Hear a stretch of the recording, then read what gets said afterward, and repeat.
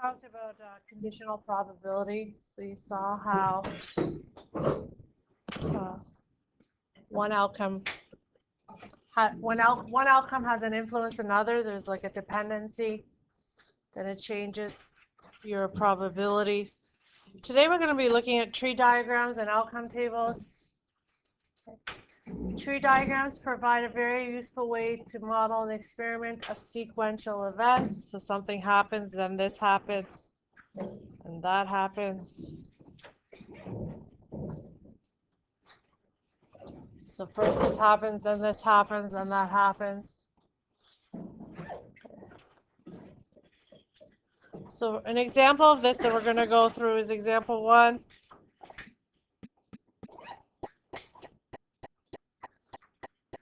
If a coin is tossed 3 times, there are 8 possible outcomes. Each toss is an event. The tree diagrams makes it easy to see all the possible outcomes. So I'm going to draw a tree diagram with basically 3 scenarios. So the first toss, second toss, third toss. So the first toss,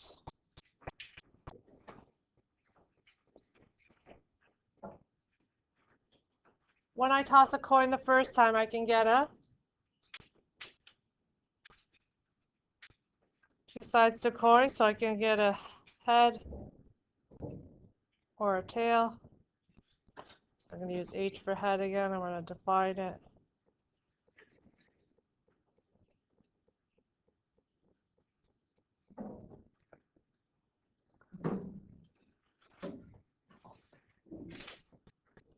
Now my second toss, again, I can get a head or a tail if I got a head the first time, or I can get a head or a tail if I got a tail. So now I have 4 possibilities. Head, head, head, tail, tail, head, tail, tail.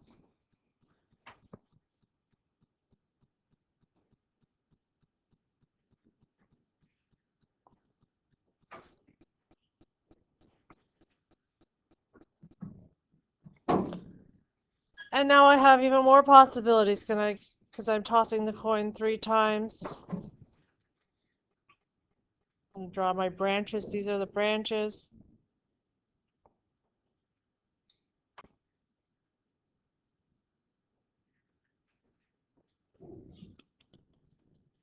So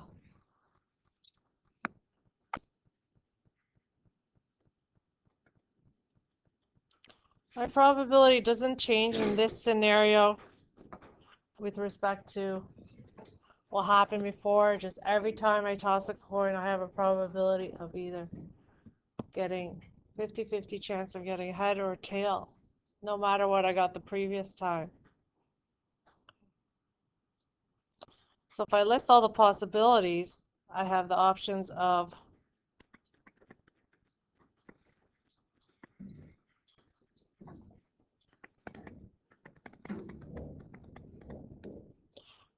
I can get 3 heads, I can get a head, head, tail, head, tail, head, head, tail, tail, tail, head, head.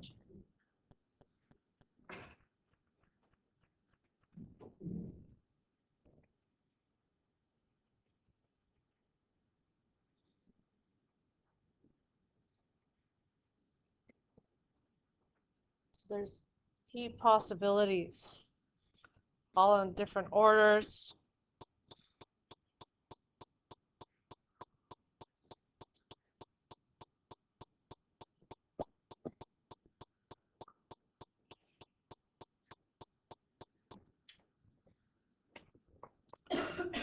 Writing the probabilities on each branch actually helps quite a bit with solving these problems once you're faced with them. In this case, there's a 50-50 chance each time. Okay. In this particular situation, it doesn't change what you got the previous toss. So every time I toss, I have a 50-50 chance.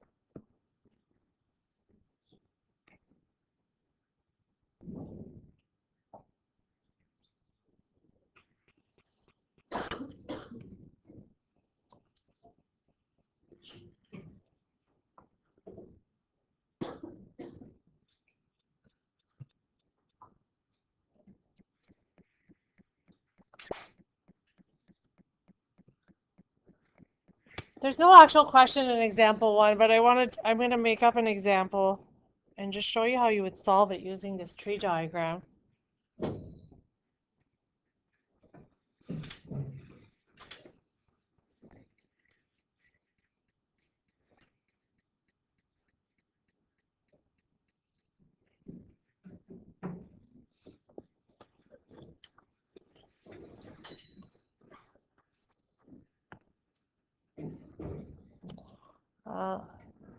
So let's say, what is the probability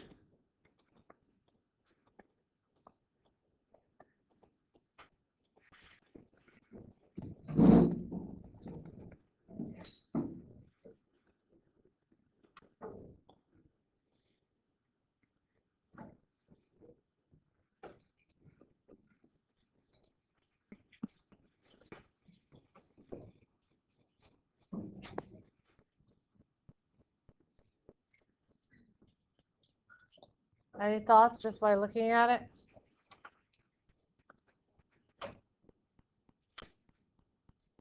Yes. Yeah.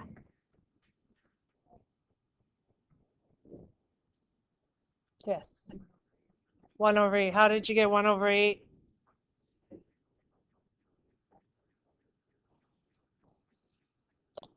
Okay, one way of solving this, so probability of ahead and ahead and ahead is to count. So you have one possibility out of 8.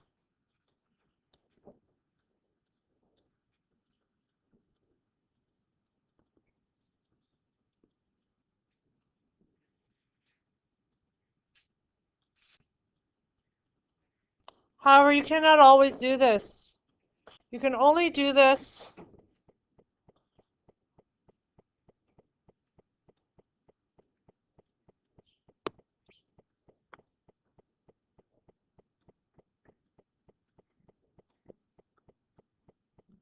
you can only count if it's equally likely to occur. So if the probability is equally likely to occur.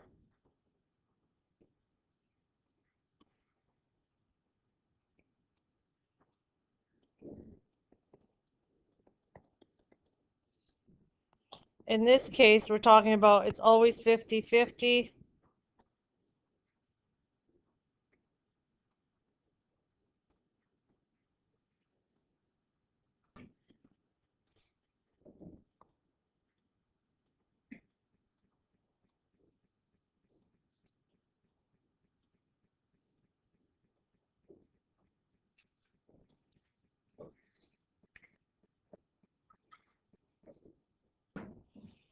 So here you're talking about 50-50% probability.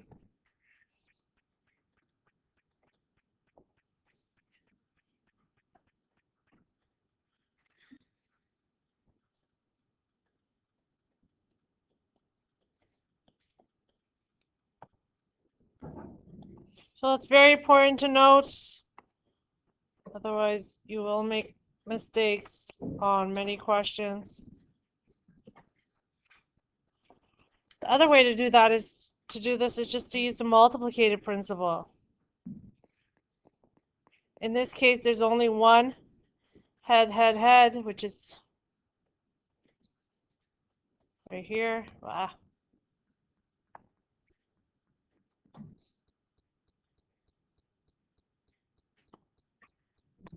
Okay.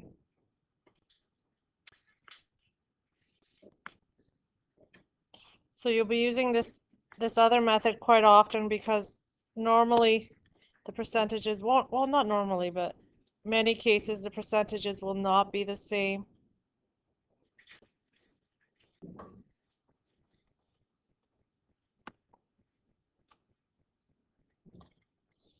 So I would do the probability of H times the probability of H, so the multiplicative principle.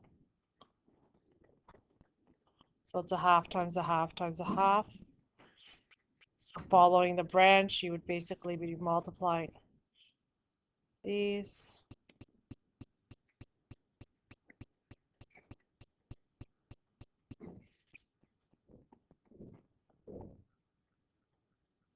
And you get the same answer.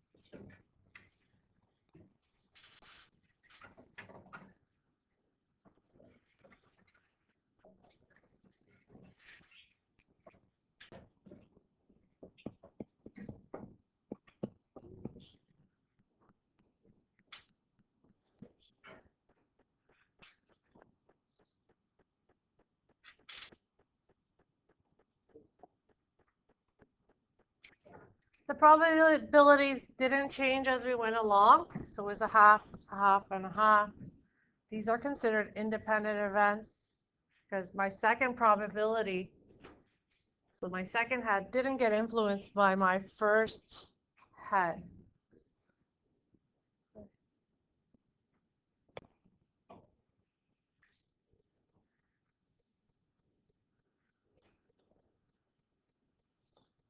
So our second example talks about 1,600 ants start climbing a tree.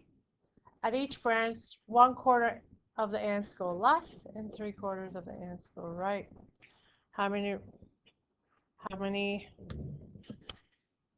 ants reach point V? And there's directions on your actual lesson. To get the V, you have to go. I don't have that here. I'm just going to write it.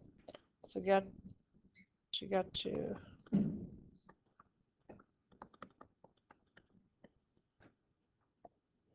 you need to go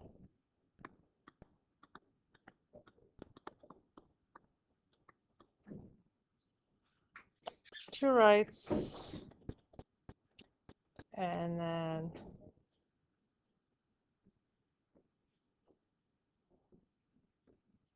two rights, one left, and then one right.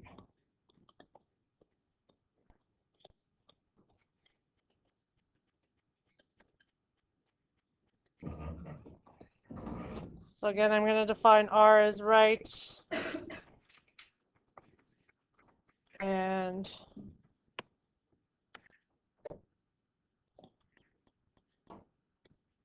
again, these are independent events because which direction the ants go one time does not influence the second time, and so on.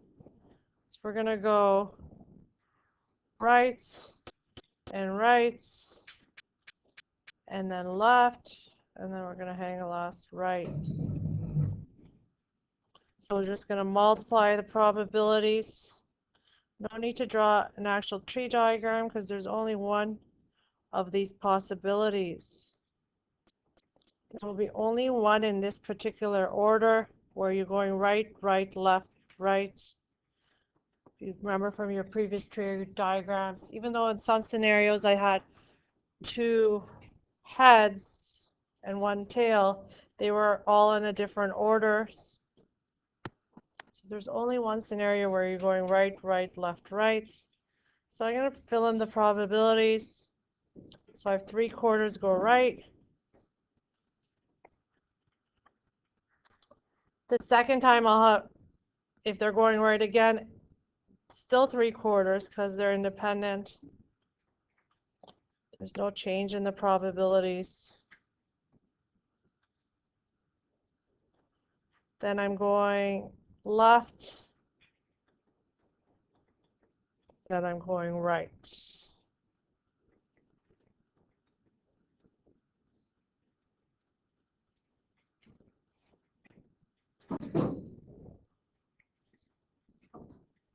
So this is the probability of going right, right, left, right, which wasn't exactly what the question was asking.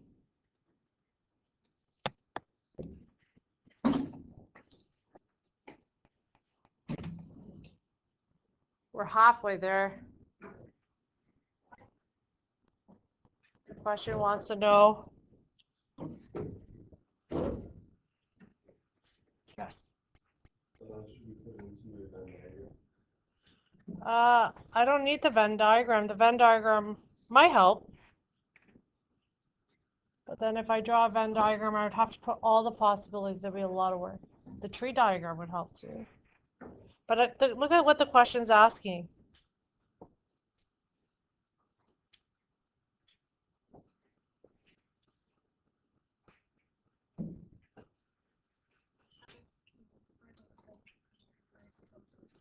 Good. It says how many. So here's the question. Here's the question. So I have to answer that. It says how many ants. So I've got the probability of how many ants will get there. But I need to know the actual amounts. So if I take the original 1,600, multiply it by the probability, I'll get how many.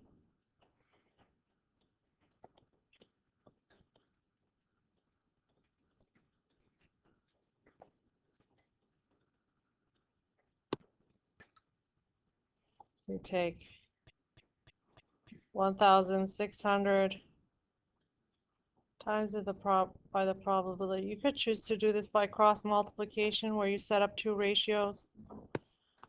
Many ways to solve this.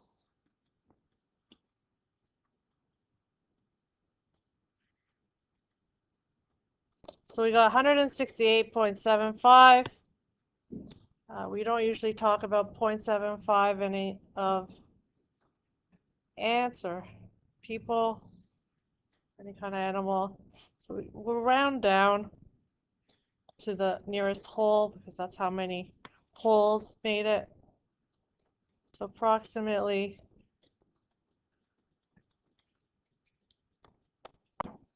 168.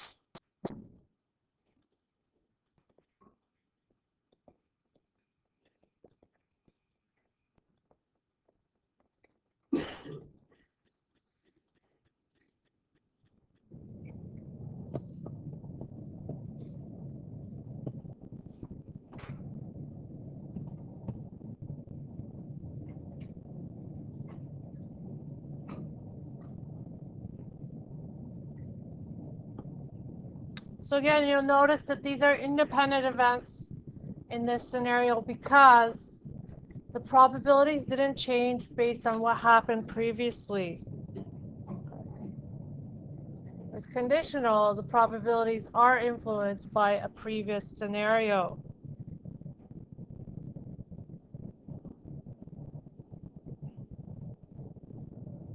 So just talking about that again.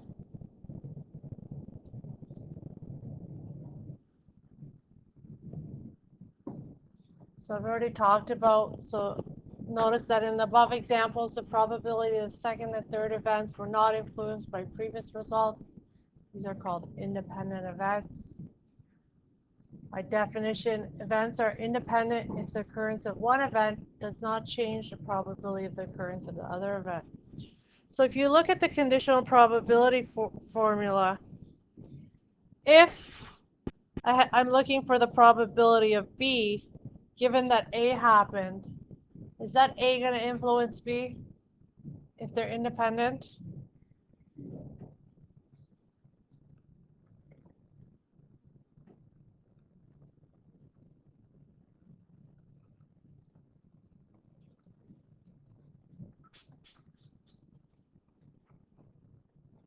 So they're independent, so A will have no influence. So really, if I'm just looking for the probability of B, given that A happened, A has nothing to do with it. It's not going to change it. It's really just the probability of B.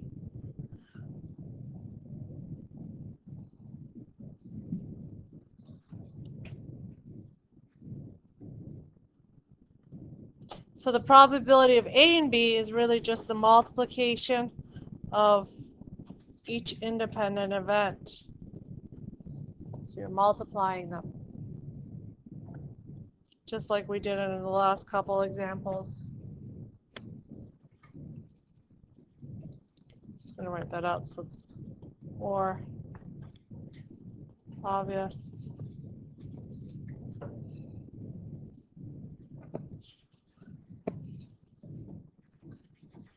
Yes.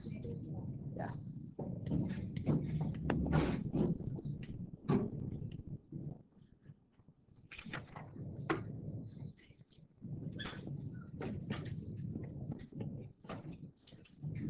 Independent events and mutually exclusive are different concepts, so try not to confuse those two.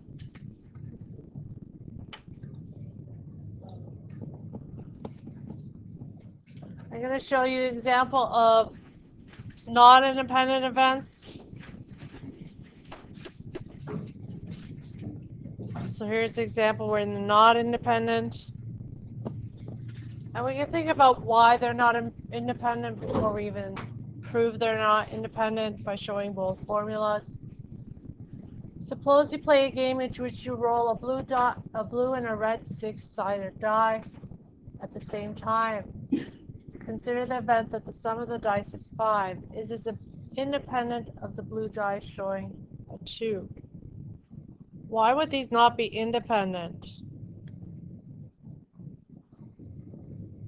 Where does sum of numbers come from? Eric? Because the numbers need to add together to create sum. Yeah, so there's a dependency. In order to have a sum, you're depending on another number.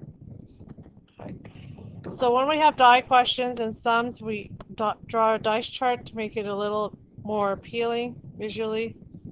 So I'm going to start with that.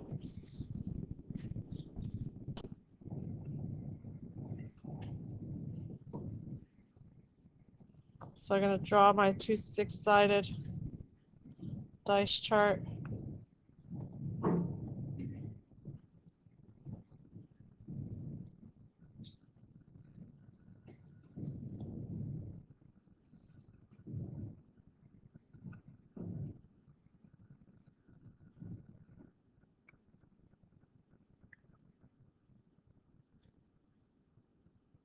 So these are the values on the top, and the sides are going to be the values of each roll. So this is the, let's say, the red die.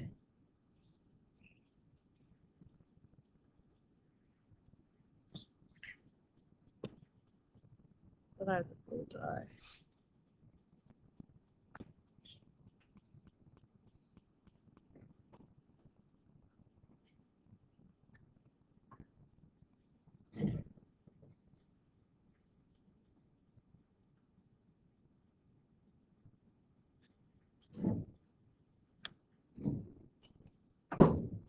So that's what you get on the roll, and then the inside is all the sums.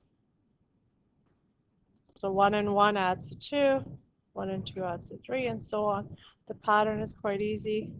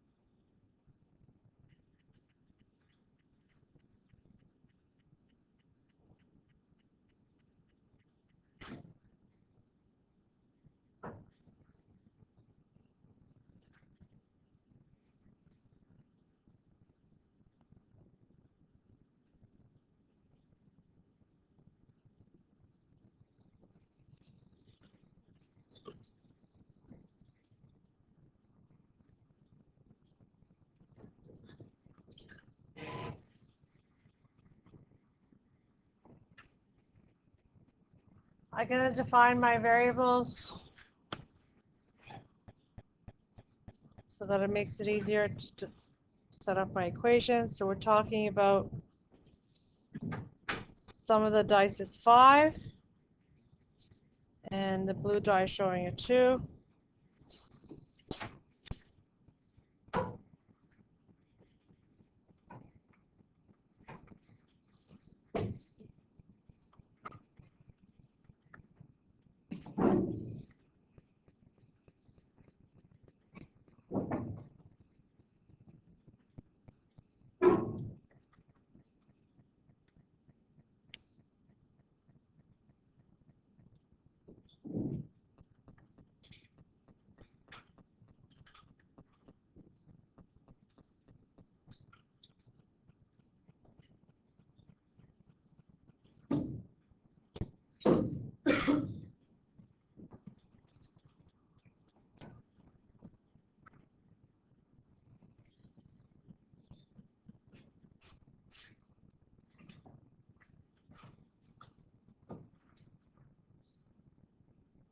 If these were independent,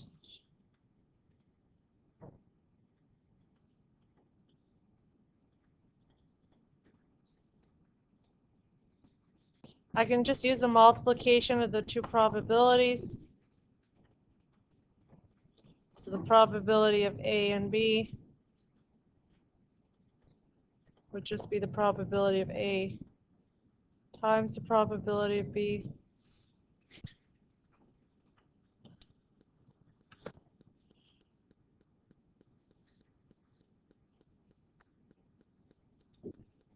The probability of the sum of the dice is 5. There's 4 possibilities.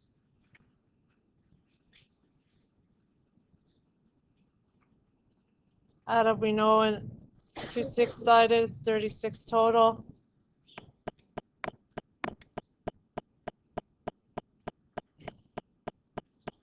The blue die showing a 2, well, that's here. This possibility, and there's 6 individually, so 6 out of 36.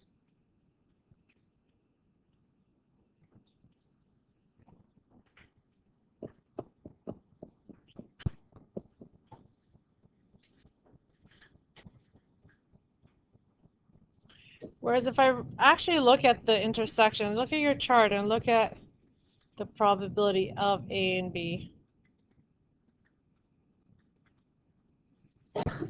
Look at their intersection. How many possibilities are there? The sum of the dice is 5 and the blue die shows a 2. Whoops.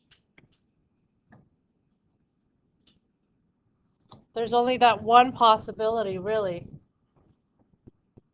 that the sum of the dice is 5 and the blue die shows a 2. So there's one and here with both intersections. So it's really 1 out of 36. So do these really equal?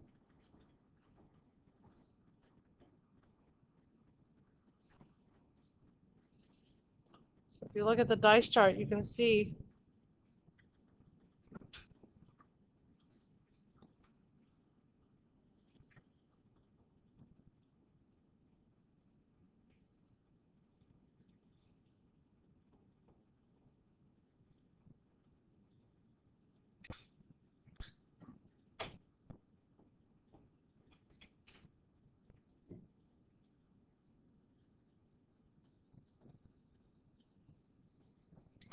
so really, since then they do not equal,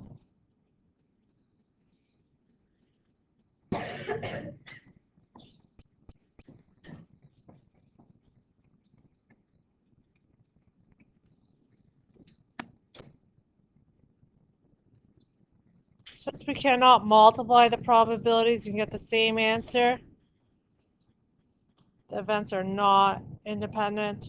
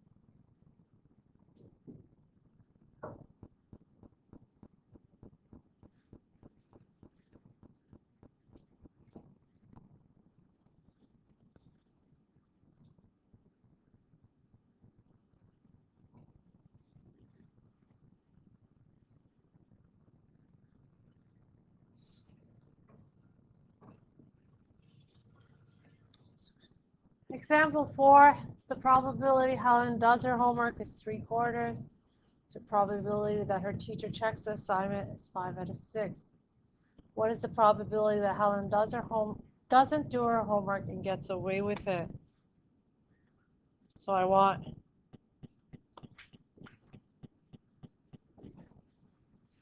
we're going to draw a tree diagram to help us answer this question. So there's two scenarios.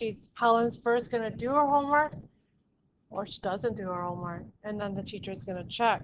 So tree diagrams can be useful for all sorts of questions. Sometimes you're looking at two scenarios happening the same time. Sometimes it's something happening first and then something. It doesn't have to be just for independent events. And you'll see all sorts of examples in the practice you're going to do. Okay, so I'm going to define some variables. So she either does her homework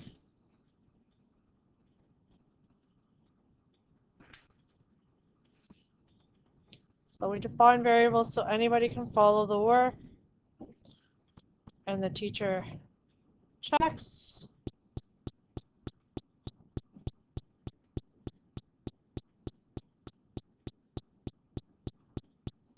She might not do her homework.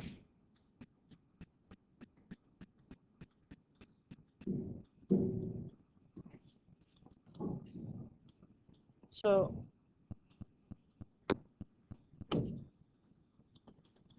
it's an abbreviated version for homework, and the teacher doesn't check.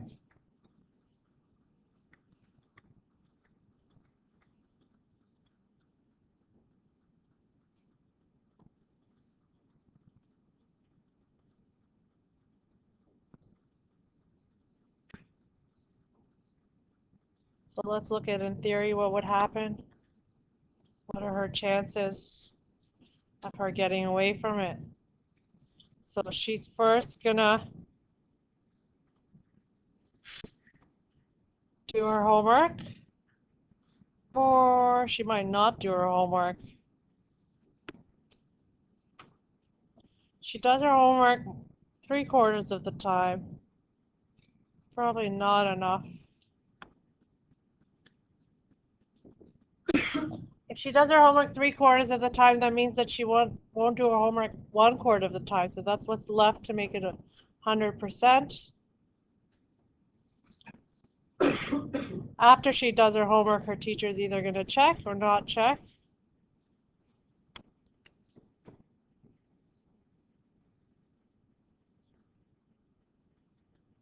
So in both scenarios, she'll either check or not check.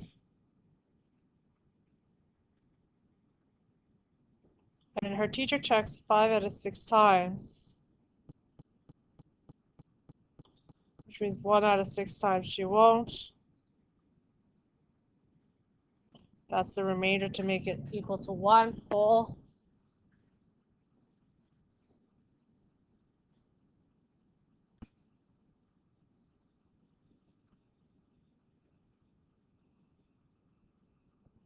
So the probability that Helen doesn't do her homework and gets away with it.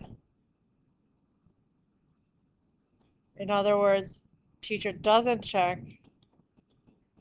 We're going to multiply the two probabilities together.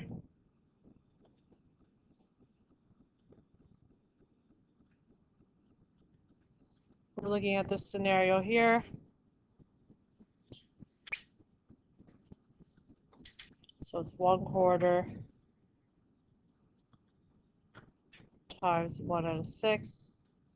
So she has a 1 out of 24 chance that she will get away with it.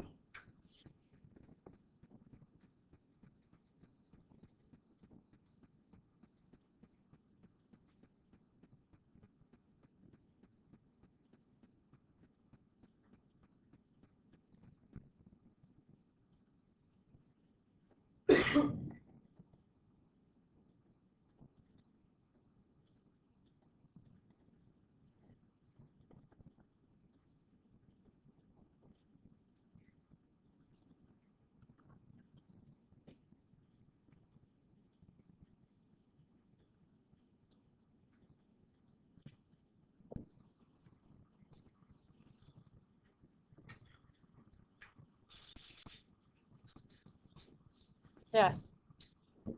Just be able to take the probability of her giving her 3 over 4 in the question and just minus that from a whole, and that's your probability that she doesn't do it. Which is what we got. So 1 minus 3 over 4 is? Sorry, wait, what? You said, Oh yeah, 1 minus 3 over 4 is 1. yes. Yeah. So wouldn't you just be able to do that without like? Couldn't you just write that equation down instead of showing each tree diagram? It actually specifically asked for a tree diagram, that's why we drew it. No, but like if the question came. So if the question asked you, Helen doesn't do her homework and gets away with it, you could just go straight to the formula because there's only one scenario, right? She's not going to do her homework and then she's going to get away with it. So the teacher doesn't check. So you would just multiply 1/4 times 1/6. Okay, so you wouldn't have to necessarily show that. No. No. Tree diagrams will come in handy especially when there's so many different possibilities. So let's say you're looking at, let's talk about example 1, for example.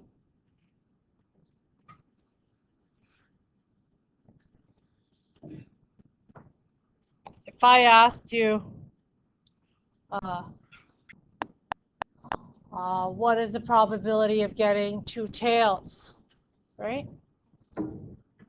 I didn't say it has to be 2 tails first and then the heads last. So if you look at all the possibilities here, you'd have to find all the possibilities with 2 tails. So I have 1 here, 1 here, and 1 here. 2, I guess, right? No, 3. 3 possibilities. So the tree diagram helps me visualize that. Plus, in scenarios where the probabilities aren't the same, I would have to see what happens first, second, third, and then I would do that. Then I'd add it to the second, then I'd add it to the third. Okay, so your homework's on your outline.